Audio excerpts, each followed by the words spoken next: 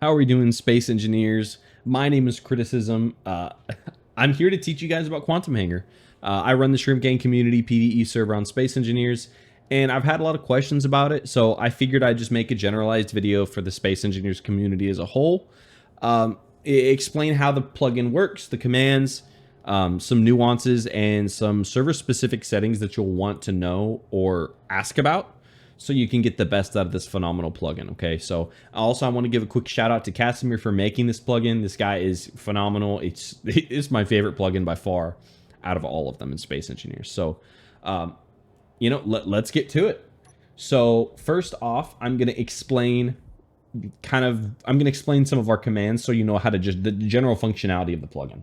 So the plugin, what it does is it saves your grid as a blueprint. So if I were to walk up to it and press Control B, that saves my grid as a blueprint, right?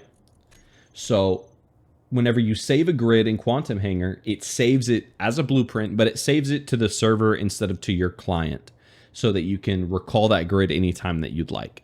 So on my server, it's set up to where if you save a grid in a certain location, when you spawn it back in, it will spawn in at the same exact location or incredibly close to it. If it's obstructed by another grid, it will spawn within like 500 meters of you, but it never you can't save a grid and then spawn it in 100 kilometers away or 1,000 kilometers away. It spawns in at the same location or very close to. So first thing we're going to do, we're going to teach you how to look at your hangar. So you're going to type !H is the command prefix you use for this plugin. So you go !H, you'll type list, and look, that shows I have 11 out of 60 stored grids. You can see it here in my chat box on the left hand side, and I have a lot of grids. That's because I'm an admin on the server, and if I touch stuff, it gets auto-hangered. I'll explain that later in the video. So I can see I have 11 grids, but we don't care about those. We want to send this puppy here into my hangar. Okay, so first thing we're going to do, we're going to look at the centermost portion of the grid. We're going to make sure it's not touching anything.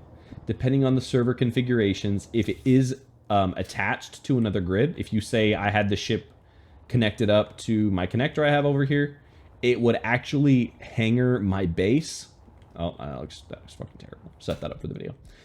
It would hangar my entire base as well as the grid that I was looking at. So we know for a fact it's not connected to anything. We can leave the power on. All we do, we walk up to, we look at it, the centermost portion of the grid, !H space save. Save complete. So now it is saved into my hangar. So if I want to, I can type !H. We're going to type the same command we already learned, !H space list. And now we see we have 12. It's going to be the heavy duty construction salvage vessel, number 12. So then we go, okay, well, we need it now. I don't know why I hangered it. I'm stupid. So I'm going to !H load 12. Oh, you have 4 seconds until you can perform this action. So this is a good point to bring up. Different servers, if PvE, PvP, some of them have a long delay on how often you can hangar ships or spawn them in. The timer is global. So if you save a grid, that timer that starts when you save is the same timer that will prohibit you from spawning another grid. So if you're on a PvP server and somebody flies towards your base, you speed hangar one grid to try and be a loser. You can't immediately spawn in a warship because there's a cooldown. So you also can't save consecutive ships because, like I said, that timer is global. So if you save, it starts a timer. The timer defaults to 1 hour. I've never seen that be the timer on a server. I've always seen it be 30 seconds. That's what it is on my server. It's what it is on my public server.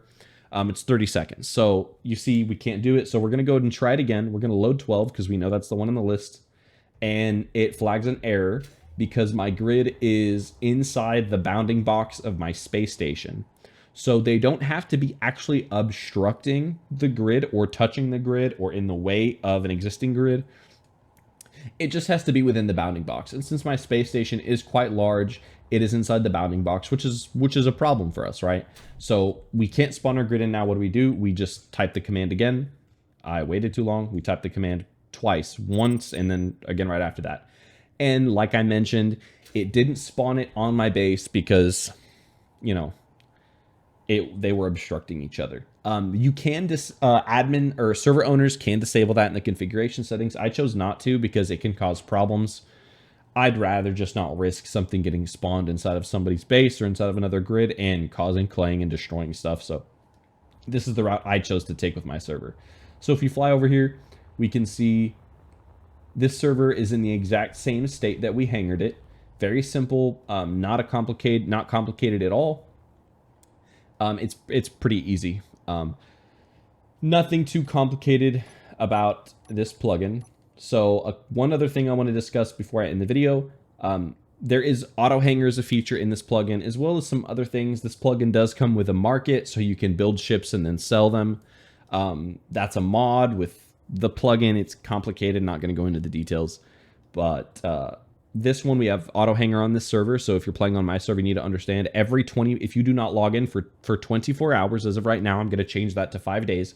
But auto hanger, basically there's a set time, and if you don't log in for that period of time, it's going to hanger every single grid that it can possibly hanger, which is going to be every single hanger that you own. If you're tagged owner, if you own 50% or more of that grid, or like 30% or whatever the number is for space engineers, it will hanger every one of those grids. I'm going to adjust the time to 5 days because frankly that's not enough time for people, and then their bases get hangered. It's also important to know you don't want to hanger your grid if it's inside a voxel. So if it's on the surface of a planet, that's fine.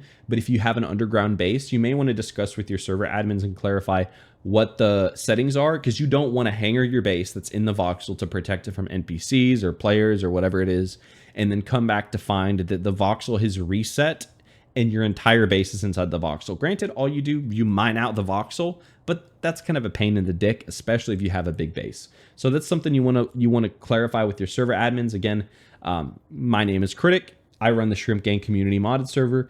Thank you so much for tuning in. Please leave a like and subscribe to the video if you found this useful. I'm going to continue to upload more videos about mods on my server specifically, but mods that are accessible to the entire Space Engineers community. So please take a look at my channel, watch some other videos you might find useful, and you have a wonderful day.